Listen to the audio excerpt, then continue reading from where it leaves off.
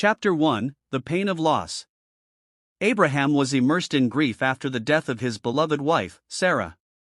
They had shared a life full of challenges and miracles, including the birth of their son Isaac, the fruit of a divine promise.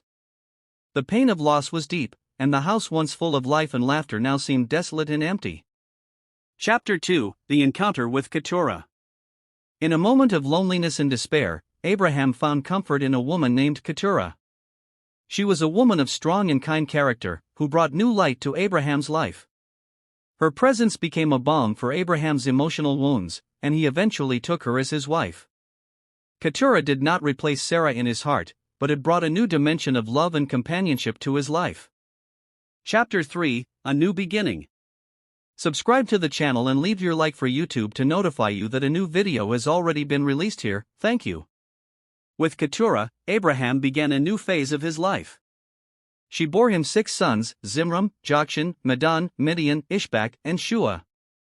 Each of these sons brought new responsibilities and challenges to Abraham, but also new hope and joy.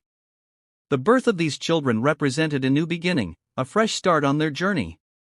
Chapter 4: The Temptations of the Past. Although Abraham was happy with his new family, the past was never far away.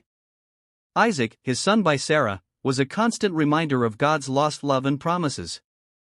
The tension between the new and the old began to manifest itself, especially as Abraham tried to balance his responsibilities to his new children and the legacy he would leave for Isaac. Chapter 5: The Growth of the Seeds of Discord. As Abraham's children with Keturah grew up, the seeds of discord began to take root. Isaac, being the son of promise, had a special place in Abraham's heart and in divine plans. However, Keturah's children also sought their place and recognition. Rivalries began to emerge, and harmony in Abraham's house was threatened. Chapter 6: The Difficult Decision.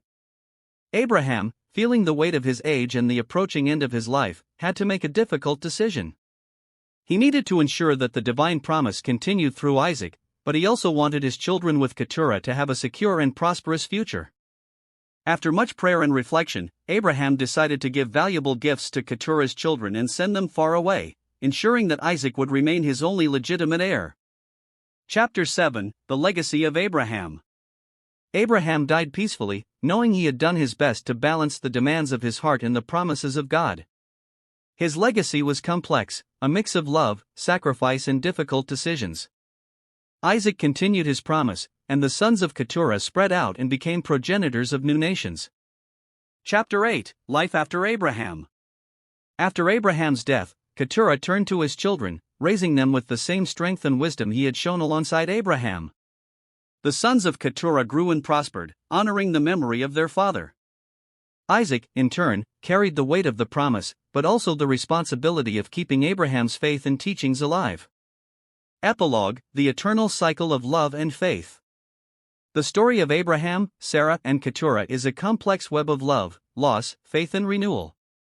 Through the generations, Abraham's seed continued to grow and prosper, spreading its influence throughout the world. And so, the cycle of life, love, and faith continues, inspired by the resilience and wisdom of a man who, even in the midst of pain and difficulties, never lost hope in the future promised by God. Chapter 9: The Conflict of Promises.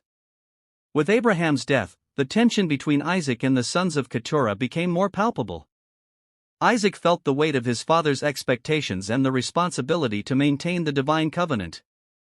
Meanwhile, the sons of Keturah, now scattered but always connected by the memory of their father, began to question their own place in the story of Abraham. Zimran, the eldest, felt a deep injustice and decided to gather his brothers to claim what they believed was rightfully theirs. Chapter 10: The Conspiracy. The sons of Keturah, led by Zimram, planned to confront Isaac. They felt that their father's lands and wealth should be divided equally among all his children. Zimram believed that without decisive action, they would be forgotten in the shadow of Isaac and his descendants. The tension was growing, and the confrontation seemed inevitable. Chapter 11: The Fatal Encounter. The sons of Keturah traveled to the land of Isaac, determined to have a heart-to-heart. Isaac, although surprised by the sudden meeting, agreed to meet with his half-brothers. The meeting took place in a deserted valley, far from the eyes of servants and family. The air was charged with tension. Zimran, with eyes burning with determination, confronted Isaac about the promise and divine justice. "Our father loved us all equally," Zimran proclaimed. "Why then should we accept less?" Isaac, with the calm he had inherited from Abraham, responded, "God's promise was made to me, but that does not lessen our father's love for you. There are lands and riches for all, but the blessing must follow the path laid out by the Sir." Chapter 12, The Struggle for Power. Isaac's words did not calm Zimran's fury. Feeling wronged, Zimran attacked Isaac, starting an intense fight. The other brothers hesitated, but were soon drawn into the conflict. Violence broke out, turning the peaceful meeting into a fierce battle. In the heat of battle, Isaac was wounded, but his resolve remained unshakable. Chapter 13, Divine Intervention. At the moment of greatest despair, a sudden storm formed in the sky. Lightning and thunder reverberated through the valley, frightening everyone present. The sons of Keturah, paralyzed by fear, saw Isaac fall to his knees and begin to pray. The words of his prayer, full of fervor and faith, invoked the divine presence. Lightning struck near them, splitting the ground and marking an abrupt end to the battle. Chapter 14, The Miracle of Peace. The brothers, stunned by what they witnessed, stopped fighting. Isaac's voice, although weak, resonated with authority. "This is God's will," he said. "We are not destined to fight among ourselves. There is a greater purpose for our family." Divine intervention served as a powerful reminder of the promise made to Abraham and the need for unity among his descendants. Chapter 15, The Reconciliation. The brothers helped Isaac to get up, and an emotionally charged silence hung in the air. Keturah, who had accompanied his children but remained at a distance, approached and, with tears in his eyes, begged for peace between his children. "Abraham wanted us to live in harmony," she said. "He did not want his legacy to be tainted by brotherly blood." Chapter 16, The Covenant of Union.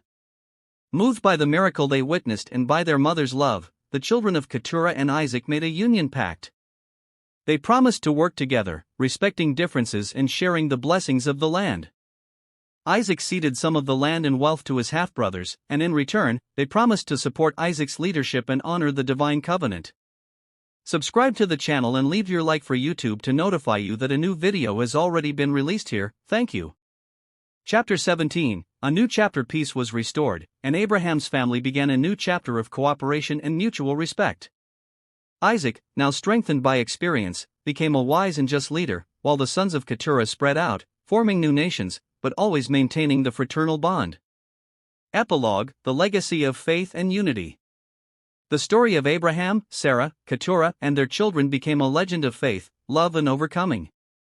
Each generation that followed told the story of how divine intervention brought peace and unity, keeping God's promise to Abraham alive. And so, through the ages, the faith and unity of Abraham's descendants continued to shine as a beacon of hope and inspiration for all people.